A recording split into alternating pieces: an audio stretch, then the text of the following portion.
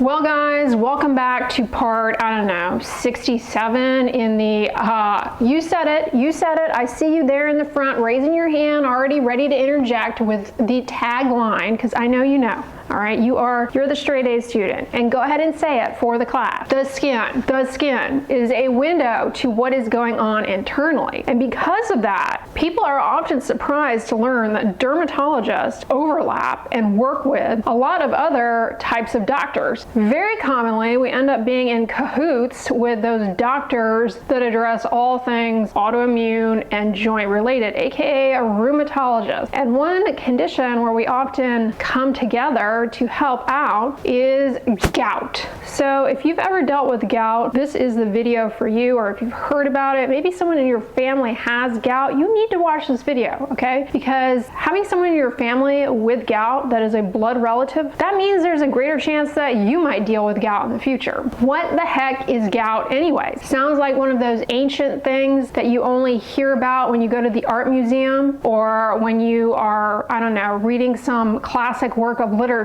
But oh no.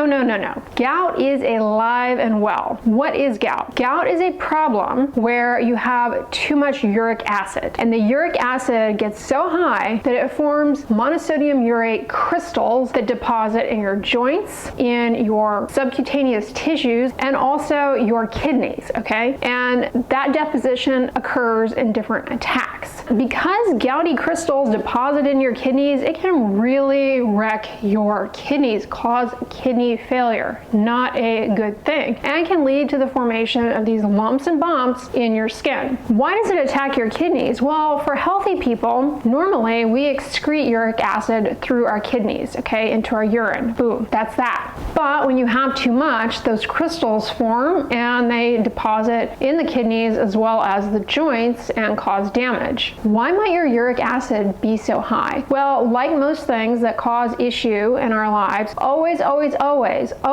blame your parents. Duh. If you have a parent who has gout, there's a chance that you might get it too. Not everyone that's the case, but hey, if you know mom or dad or your uncle or whatever had gout, just start pointing fingers at them. They are likely to blame. Excess uric acid in the blood usually is precipitated secondarily to some sort of event, some sort of thing that went on that caused your uric acid levels to increase. Usually it's going to be maybe diet related. For example, diets high in animal protein are well-established triggers of a gout attack and are problematic for gout, specifically red meat and seafood. Also, if you drink alcoholic beverages, beer, wine, spirits, moderately or at high levels, that can trigger a flare of gout. High intake of refined sugary foods sweetened with that high fructose corn syrup or fruit juices, which are high in fructose sugar. Having excess adipose tissue, being overweight, having obesity. Also, certain medications like diuretics, aspirin, cyclosporin increase the risk of gout. If you have kidney disease to begin with, your kidneys don't excrete the uric acid efficiently, you can get the formation of these crystals and attacks of gout. Then the body can overproduce uric acid secondary to conditions of increased cell proliferation, namely what are known as myeloproliferative disorders. Basically, the bone marrow is cranking out blood cells at an abnormally high level, and that can result in increases in uric acid. Also, some people have anemias that cause the cells to blow up. It's called a hemolytic anemia. The cells lyse, spill out their contents, and that can cause high levels of uric acid and gout. Aside from these precipitating factors, and of course genetics, family history, there also is going to be a component of it related to your age. Now, men are more likely to deal with gout. The thing about gout is that the uric acid levels, they have already been high for some time. It's estimated that uric acid is elevated about 20 years before you have a gouty attack. So in males, gout levels increase at the time of puberty, and men usually experience their first attack of gout in their 40s. Women, on the other hand, we have it a little easy because because the estrogen hormone protects us from gout. However, with menopause and the decline in estrogen, we lose that protection, and women often experience their first gout attack in like their 60s or 80s. What is a gouty attack? Like, do these crystals come out of the sky and beat you over the head with a sledgehammer? Well, that's kind of what it feels like, but that's not exactly what happens. When uric acid crystals form, you get an acutely painful, swollen, red-hot joint. Oftentimes it's just one joint, like maybe a joint in your foot or your finger, but in some cases it involves multiple joints. The first attack often feels the most brutal. If you're one of those people who refuses to go to the doctor when you feel unwell, okay, the attack untreated will last usually around 7 to 10 days. Now, after the first attack, you might be able to buy yourself some time. You might only experience another attack maybe several months later in a situation where you have perhaps overindulged in alcohol or red meat or seafood,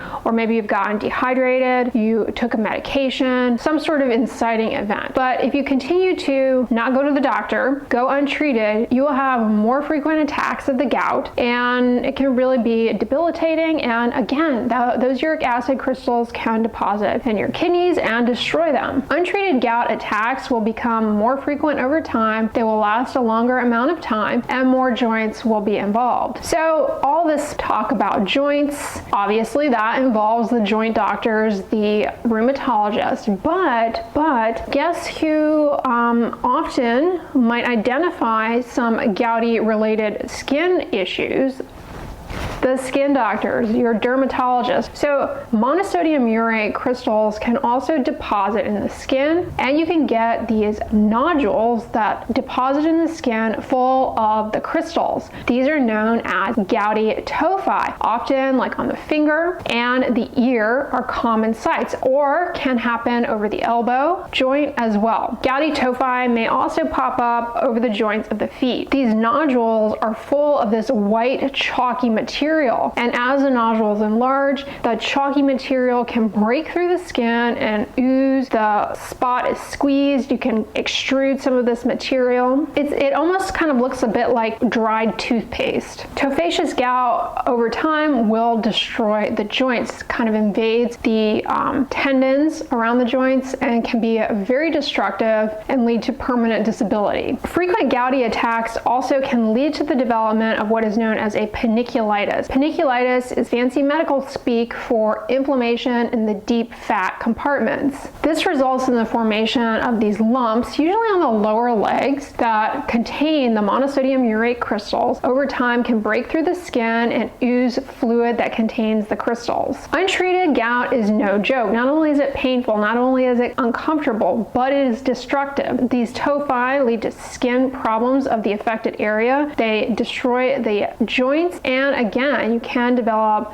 full-blown inflammation in the fatty compartments. So treatment is a must. How is it diagnosed? Well, your rheumatologist might insert a needle into an affected joint, aspirate some fluid, and look at that under the microscope for the little crystals. But in the case of tophaceous gout, the tophi, they may be biopsied, looked at under the microscope, and boom, you have the diagnosis made by your dermatologist. How is gout treated? The approach to treating gout in a simple overview involves treating first the attack, then managing it so that you lower the uric acid levels and keep them low, and then of course treatments to prevent recurrences. And there are a lot of different medications that can help treat and control gout. I'm not going to get into all of those treatments, but I will say there are many lifestyle factors that you would want to implement and be careful of avoiding certain things if you do deal with gout, so as to avoid, well, destroying your kidneys. First of all, you want to be more moderate with your animal protein consumption.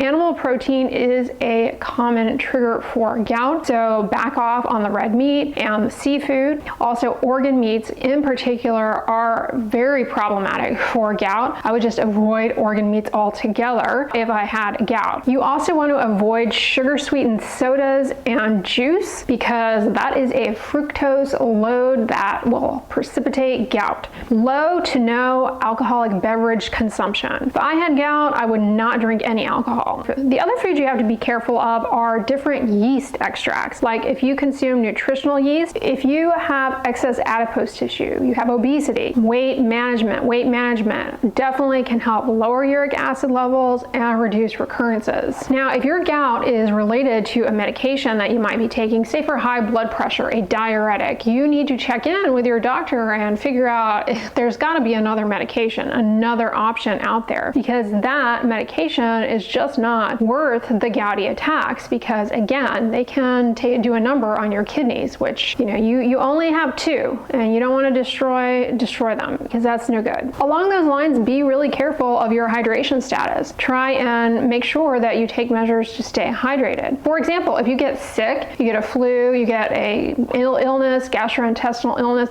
it's really, really important that you make sure to stay on top of getting plenty of fluid intake, because when you're sick and you may become a little dehydrated, that can precipitate crystal formation and a gouty flare-up. All right, guys, that's what I wanted to talk about in today's video. I know it was scintillating, mind-boggling, and maybe this is the first time you have ever heard that you can have a paniculitis. Well, you're going to want to check out my last video, which I'm going to put on the end slate, all about erythema nodosum, those painful, tender nodules on the lower legs. Why does that happen? Watch next. But if you guys like this one, give it a thumbs up, share it with your friends, and as always, don't forget, sunscreen and subscribe. I'll talk to you guys tomorrow. Bye.